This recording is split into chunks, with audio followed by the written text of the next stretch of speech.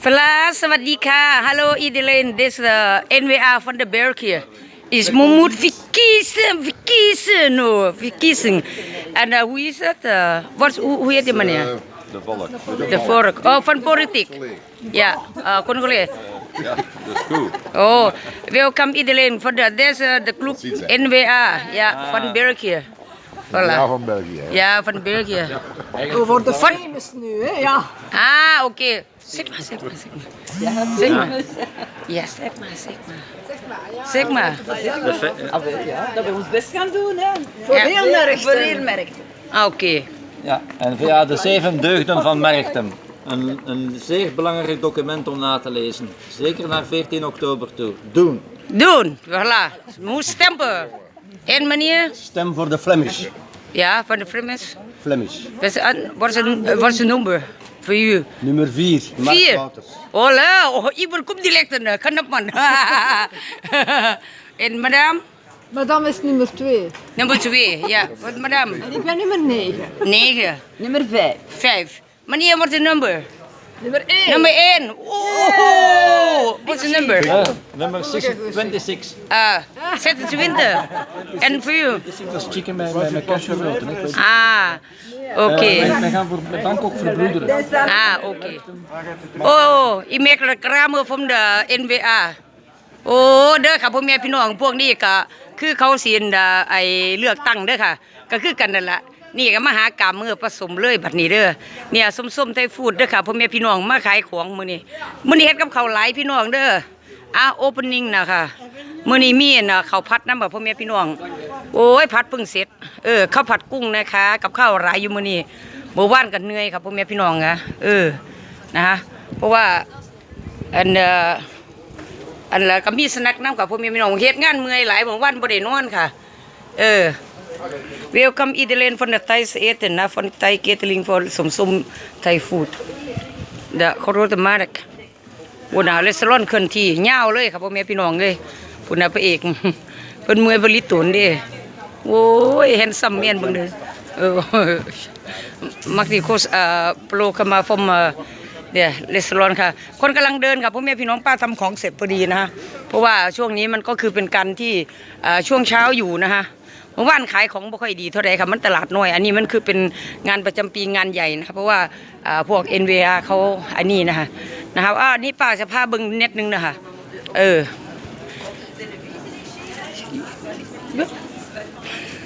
อันนี้เขาขายถุงเท้าค่ะพี่น้องขายถุงเท้า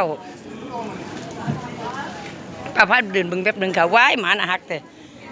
ฮัลโหลเดี๋ยวปราบยงนะฮะโอ้ยชาวสวยค่ะพ่อแม่พี่น้องสวยค่ะเสื้อผ้าเป็นมีแต่ตัวที่สวยมาดำโอ้มวยชิคว้าวเฮียมวยคือสวยแต่ละคืองามแถวพ่อแม่พี่น้องโอ้ย25 บาทเองอุ้ยไม่แพงเลยโอ้ยจองไว้ก่อนนี่25โอ้ยงามถูกใจพี่น้องโอ้ย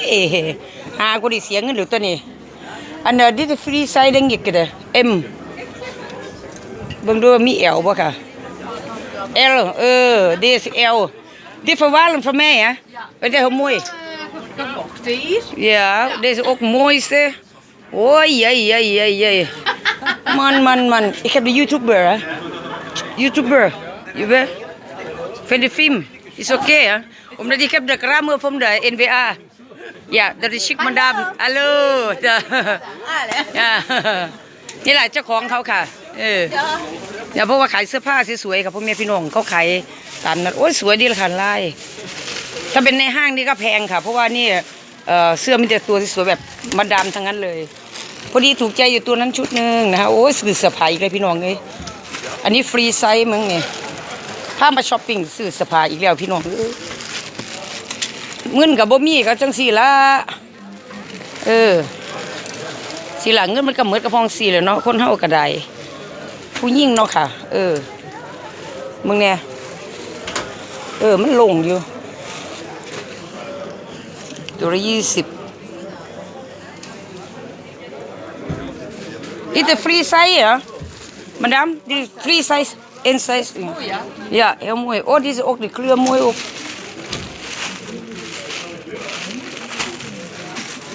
Oh, ja. Laat de korting van mij, ik heb pak 3, 4.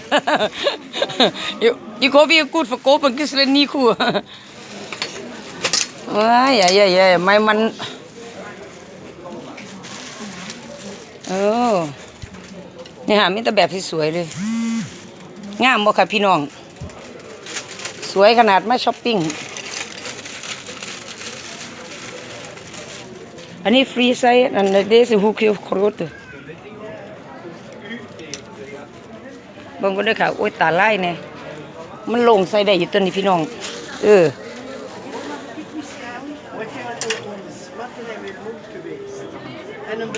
ใส่ได้อยู่หรอก2 4 6 8ห้วยกับ80กิโลแต่ตัวนี้5กินหัวมึงโอ้ยมีแต่ตัวงามพี่น้องเลยเสือผู้เฒ่าแล้วตอนเนี้ยเฒ่าแล้วค่ะโอ้ยคักๆบัดนี้ได้เสือผู้เฒ่าแล้วค่ะคุณน่ะ2ตัวก็25แล้วสีงามสีนี่บ่เอาดอกเว้ยก็สีจำนั่นก็ออกเขียวๆแล้วเจียม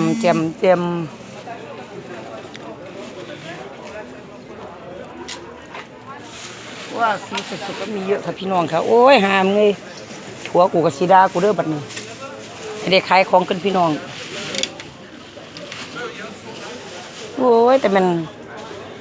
คัดค่ะคุณน่ะมีแต่ตัวงามพี่น้องเลยโอ้ยมีแต่ตัวงามนี่แขนสั้นตัวนี้มันเท่าแขนยาวใส่หน้าหนาวไหมฮะแต่สีมันผู้ดีเด้ค่ะดิ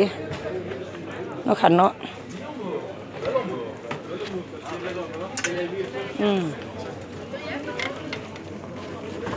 นั่นค่ะ